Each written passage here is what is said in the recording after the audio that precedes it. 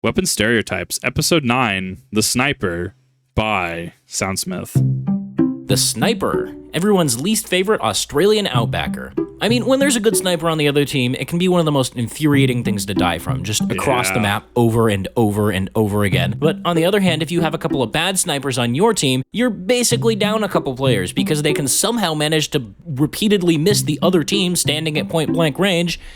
It's just a big mess, man. Now, of course, as with every other class, not all snipers are created equal, and a lot of what determines a good sniper from a bad one comes with the different weapons that they use. Now, I gotta do the whole disclaimer thing again. You know what? You know the drill. Stereotypes don't mean everyone, blah, blah, blah, disclaimer, blah, blah, blah, satire, blah, blah, blah, parody. You get the idea, right? Okay, let's go. Funny YouTube man didn't explain it, therefore... Someone's gonna be like, no, we'll see. No, it does make sense. It is actually true because he didn't take the time to explain it. Dude, people on the internet are strange. This is another one of those stock weapons that is so widely used that it becomes difficult to pin someone down just because they use it. But interestingly, I have noticed that the stock sniper rifle has the biggest variance in terms of its alternate versions. And no, I'm not talking about the op, I'll get into that one later, but I mean like the ones that are still the stock sniper, just with stuff added on. So for example, bot killer sniper rifles seem to attract anger snipers. I'm not really sure why. They're not overly edgy, and while they do look cool, there's no reason for it to be as widespread as it is. These are Was that actually Linkin Park crawling in my skin? Was that what I just heard? The ones that tend to be renamed really overused, edgy, and immature things like aimbot.exe, a Lenny face, a point-and-click adventure game, a racial slur, etc. Australian snipers have a 50-50 chance of being either godlike or complete shit. These are also the ones that tend to be renamed bullshit Latin words because they want everyone to think they're smart. Festive snipers, the original limited ones, not the skin festive ones. Festive snipers are the ones that you should actually watch out for. These guys are almost always really good. Their rifles aren't usually renamed, and if they are, it's probably an inside joke with their friends or it's named after their boyfriend or girlfriend. Despite all of these, if you see a stock sniper, just be observant. You should be able to tell pretty quickly how good they are and how you should approach them. Makes sense. Yeah, I mean, I think the variance there is interesting. So it's actually the actual stock itself and the stock variants are divided into their own different archetypes. Opper? This is by far the biggest war pig in this series that I've covered so far, and at the same time, it seems kind of unfair. There's a ton of reasons you might want to use this. You might be a CSGO player, you might think the model looks better, you might just think it sounds cool, whatever, but at the same time, it's very rare to encounter an op sniper that doesn't think he's hot shit. Makes sense. I mean, I don't know, this actually makes me wonder. So we obviously had Counter-Strike 2 come out, right? But then that had a bunch of issues with people getting hacked. I think people's Steam accounts were getting compromised, right? Because of things in game. Whatever happened to Counter-Strike 2? Like modern Counter-Strike 2? Did Valve just kind of forget about it? Did they ever fix the issues? I mean, it makes sense that they brought an op variant over. It makes me surprised they don't have an AK variant in the game, but I don't know. Who do you give that to? The heavy? Who would you give an AK to? And is craftable. Interesting. I'll have to try and find this then. Seems interesting. This sniper can't actually aim headshots, so he just uses this as a crutch and a tool to make people mad. Weirdly enough, I've noticed that this stereotype has kind of fallen off in recent years, and there hasn't really been anything to replace it. This could just be because of the new pseudo-explosive headshot mechanic, giving it more of a support role, or because this thing has taken its place as the body shotting machine, which we're gonna get into later. For now, though, if you see one of these snipers, they're probably either running the full set with the danger shield and the crocodile hat, or they're just running the full piss loadout. Either way, they're set out to kill you, so be aware. It's funny because it's not wrong. These guys are the Swagman Swatter snipers of the Weapon Stereotype series. Nobody thinks much of them until they start demolishing the entire server without mercy and without saying a single word in chat. You can't ever peek any sightlines because chances are he's there, hiding his sniper dot perfectly, and will instantly headshot you the second you show your face. He's like an aimbotter, if an aimbotter was actually smart and had good game sense in positioning. Fair. 3 words. Fully charged body shots, if you count body shot as one word, which I do. This guy has no qualms with giving up the flashiness of a headshot to secure a kill, and will do it regularly, to the point where people get more salty about body shots from these than they do with body shots from the Sydney Sleeper, which is the weapon that was made for that. You can find the I I would probably end up using this then. This sounds like it's right up my alley. I'm awful at headshots. These guys on maps with really tight corridors like Dust Bowl or Turbine trying to get those sick collateral kills for their montage. I wouldn't necessarily say it's a war pig, but if you see a Machina sniper, there's a good chance he thinks he's really good at the game. Also, I'd be hard-pressed to skip over the ever-present body-shotting Machina Danger Shield Gibbous Vision 2-Fort sniper. This guy doesn't even know what game he's playing, but is still somehow out-sniping you. He just installed the game, bought the Machina DDS from the Manco store, Permascope doesn't know how to WASD, got to battlements, somehow is dominating you for some reason. What a Chad. probably taunt, but I don't think he knows what button to press. You can't shoot when unscoped. Bold of you to assume I wanted to see more than 30% of my screen. Hard scope all the way, baby. This isn't as big of a war pig as the Upper Hand, but it's still pretty significant. I mean, it makes sense. This weapon rewards you for hitting headshots and it punishes you for missing them. So if you use this, you're probably pretty confident in your ability to hit them. Now, I haven't seen this stereotype myself to the same extent that I've seen others. Maybe that's just because of my limited experience with the class, or maybe that's because everyone who mentioned this in comments or tweets or whatever are all organized and feeding me misinformation to mess with me. I don't know. Most Heatmaker snipers that I see are just kind of mediocre. Also worth noting that these guys seem to get tilted very easily. Market gardening them a few times will almost always cause them to switch off to pyro or something, which, by the way, isn't going to help you all that much for very long.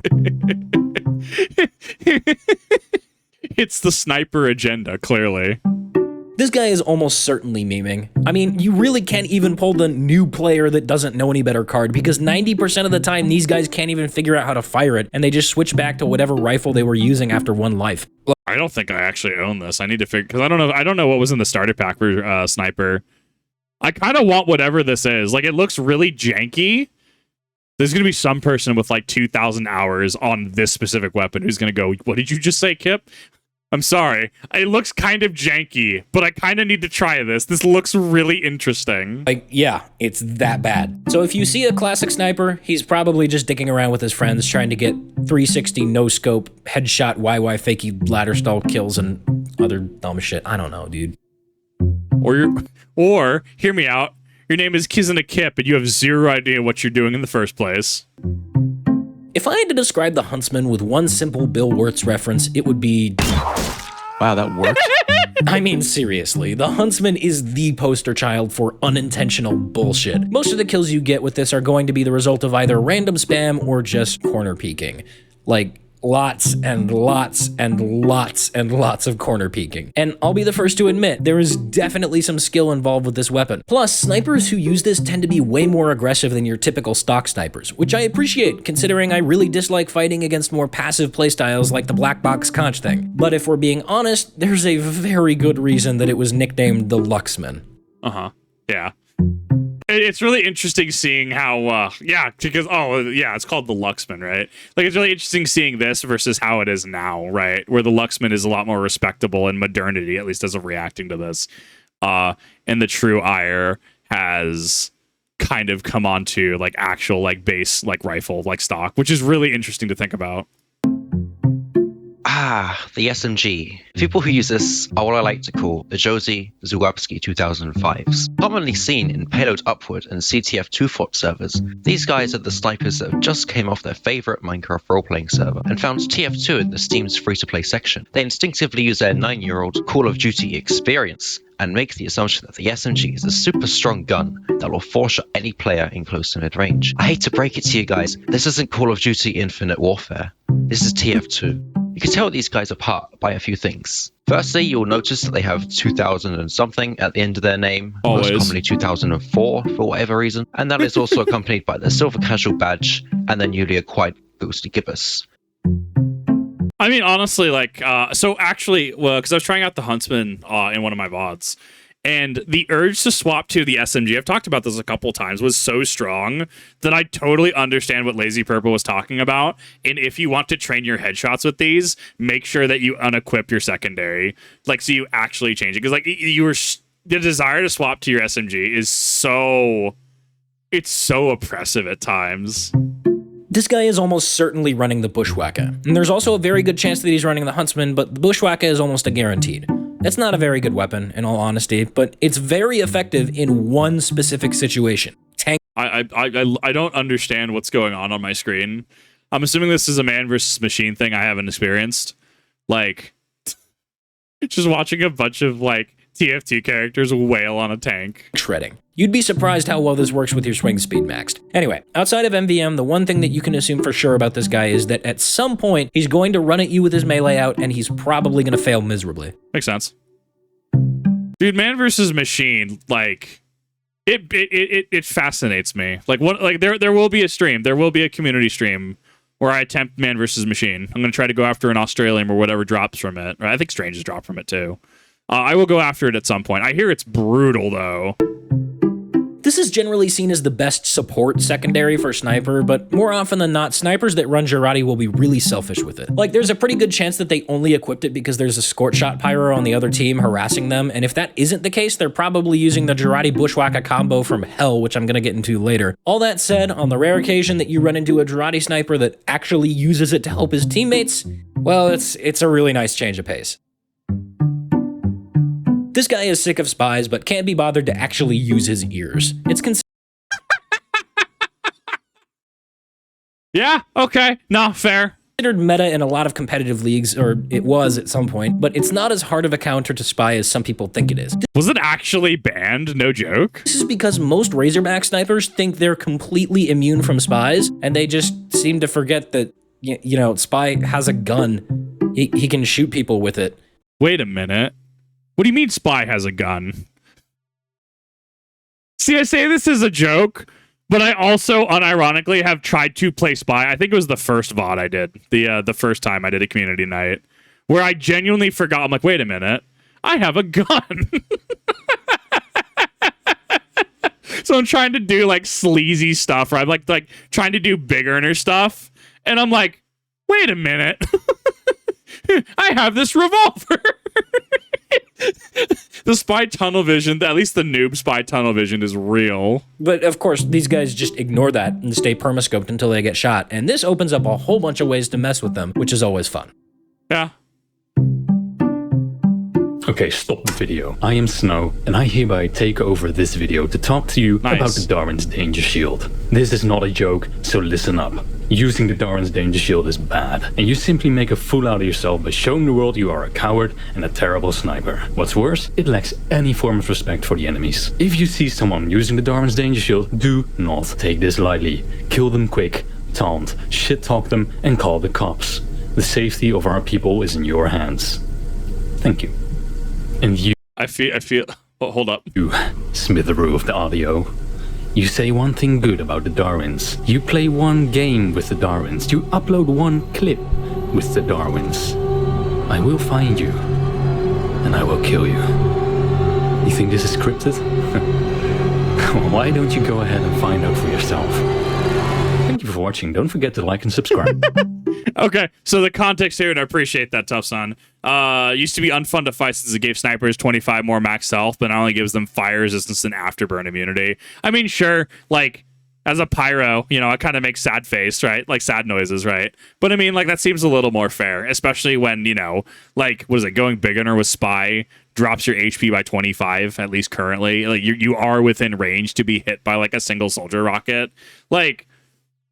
Yeah, those damage thresholds are definitely real, and I appreciate the context on that because I'm like, I'm totally lost on that one.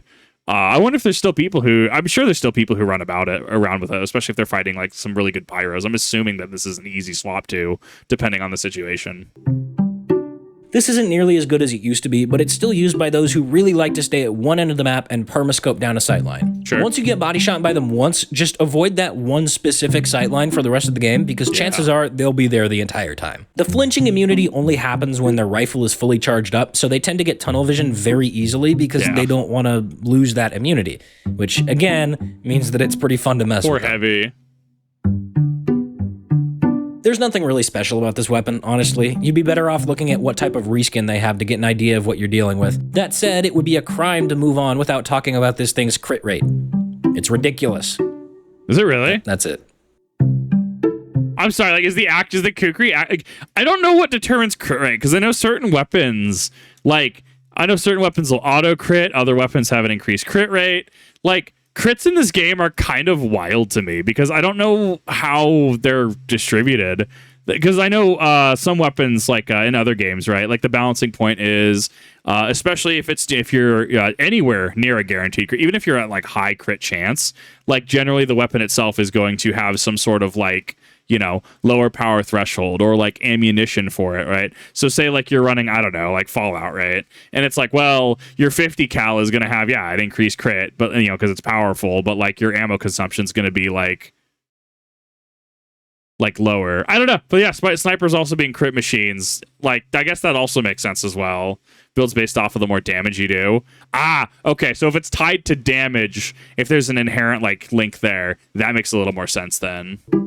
This is pretty commonly run with the Razorbacks simply because these guys can't stand spies and they want a means of tracking them down while still having backstab immunity. They also love to tell you how the 33 damage hit and 48 bleed damage adds up to more than 65, so it technically does more damage than stock. Like, seriously, if I had a refined medal for every time a Tribalman's Shiv sniper berated me for using stock and then telling me about how theirs does more damage, I'd be able to...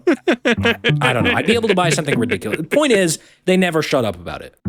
I love it. Perfect. The Shanasha, the Shanshaha, the Shanasha, the Shansha. Okay, cool. The Shah-un-Shah is one of Yeah, I would not have gotten to that conclusion. those weapons that seems like it could be really cool on paper. And granted, in certain situations it is. In fact, it can be pretty ridiculous. But that said, most of the time it isn't. Like, if you get down to that low health and you're within melee range, you're probably dead anyway. And an 81 damage hit as opposed to a 65 damage hit really isn't gonna change all that much. I mean, really, you still 2-shot light classes and you 3-shot demos and pyros still. I guess you 2-shot medics now and can 3-shot soldiers, so that's okay, but if you... I guess maybe you're playing a really aggressive sniper, you're trying to play in the front line. Like, you're playing like hyper aggro and you're like waiting for your scout, pyro, heavy. You're relying on your team for tick damage to try to hit the 81 threshold, maybe? Like, I'm trying to figure out how that works. Let either of those classes get that close to you, you probably deserve to die. That said, the people who use this will swear by it, much like some medics do with the Solemn Vow. For this reason, they'll try to pull it out and use it at every opportunity so that they can prove to themselves that it's good, and that usually puts them at a disadvantage. I think I like TF2 because it's like, I'm sure like the meta sweats exist, don't get me wrong, but like people will just use the Solemn Vow because it's funny. People will just use the funny thing, the Shana and just be like, hey, this does 81, like I hit certain thresholds, and you're just like, I don't know. The fact that people are willing to like swear by certain weapons is so different than other like FPSs I played, right? Black Ops 3, right? The Vesper and the Kuda were really good, right? Like little SMGs, really good. Like I think the Vesper was like super hyper meta at one point. The Marshals I got in a loot box, right? You akimbo Marshals and like just up front, close and personal. Like there's just no contest in a lot of situations. Like it's really cool to see, even if something isn't necessarily like the meta, that they still have their like communities. Hey, you. Yeah, you. The Breccia. Are headshots too hard? Do you hate the fact that the dedicated long-range class is weak at close range? Do you need a get-out-of-jail-free card for when someone tries to exploit that weakness? Well, boy howdy do I have a weapon for you. I just said boy howdy unironically. Kill me now. Boy howdy. At least you didn't say howdy do. Seriously though, the Bushwhacker is almost exclusively used with the Girardi, or sometimes the Carbine if they're memeing, but it's generally used by snipers that can't kill someone before Holy mother of soldier, my guy. Girardi, or sometimes the Carbine if they're memeing, but it's generally used by snipers.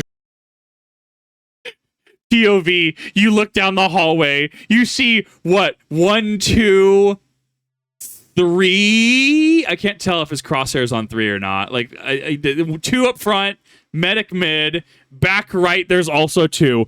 Holy mother of soldier, my guy. That is kind of terrifying. Snipers that can't kill someone before they get too close, and they also can't hit anything at close range. So instead, they'll just run this combo and get free crits. They'll camp the resupply locker whenever possible so that they can have next to no cooldown on their Girardi, and they will always always use the Schadenfreude after getting a kill with it. Everyone who doesn't use it can't stand the people who do use it, and everyone who does use it is extremely defensive about using it and will fight tooth and nail trying to justify it. So overall, it's just a big mess, man. There is one good thing to come out of this combo, though. Once you get Girardi'd, the sniper who threw it will relentlessly focus you and get extreme tunnel vision trying to kill you. This means that you can bait them very easily, leading to some funny situations. You just air blast them. Goodbye.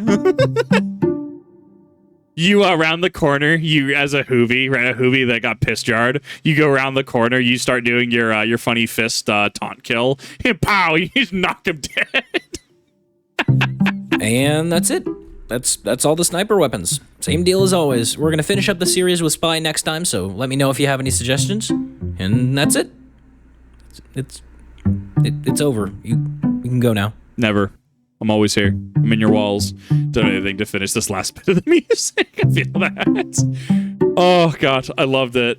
I mean, Sniper's also one of those that I've had like the least amount of playtime on. It's probably like Engineer, Sniper, and Spy. Those are the three I just genuinely have not put any time into.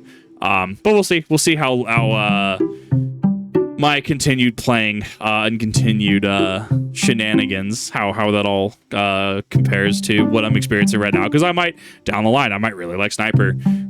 Who knows? It's entirely possible. But this game has been really fun to learn about. It's been really fun to hear about older stereotypes and how they compare now, see what changed, what didn't, if the stereotype still holds true or not. And ultimately just like, well, why was this weapon used once upon a time? Very cool to see that insight. But thank you all for watching. Really do appreciate it. Next time we will finish up with The Spy, and that will be the end of the Weapon Stereotype series. Hopefully, you're looking forward to it as much as I am, and I'll see you all in the next one.